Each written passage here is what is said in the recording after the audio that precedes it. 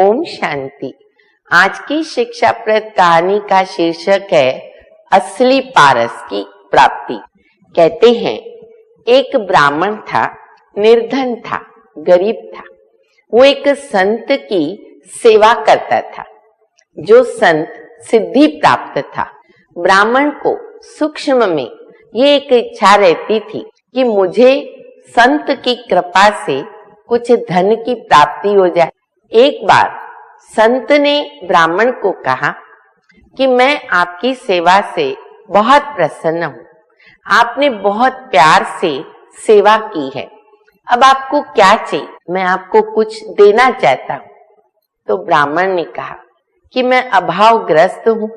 अगर आपकी कृपा हो जाएगी तो मेरा ये दुख मिट जाएगा। संत समझ गए। बोला बस इतनी सी बात है। ठीक है, मैं तुमको एक स्थान बताता हूँ। उस स्थान पर जाओ जहाँ एक महात्मा प्रभुदास करके रहते हैं। उनके पास एक पारस मणि है।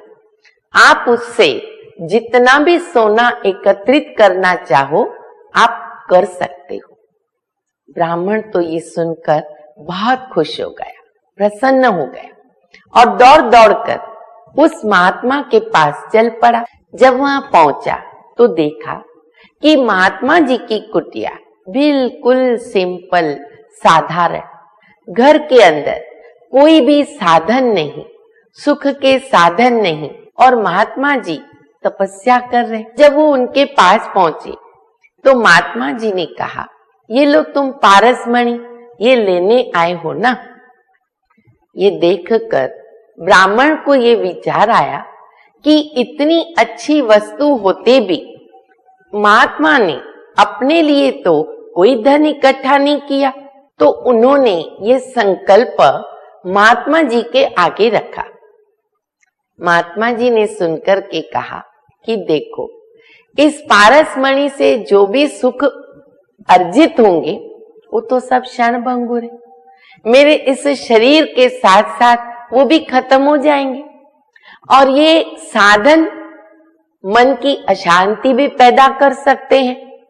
मेरे पास जो प्रभु से मुझे सुख मिलता, प्रेम मिलता, मैंने जो प्रभु को अपनी जीवन समर्पित की है, उसके आगे ये पारस मणि क्या है? कुछ भी नहीं है। आप प्रेम से इसको लेकर के जाओ। ब्राह्मण को ये सुनकर वंडर लगा, साथ साथ उसकी आंख भी खुली।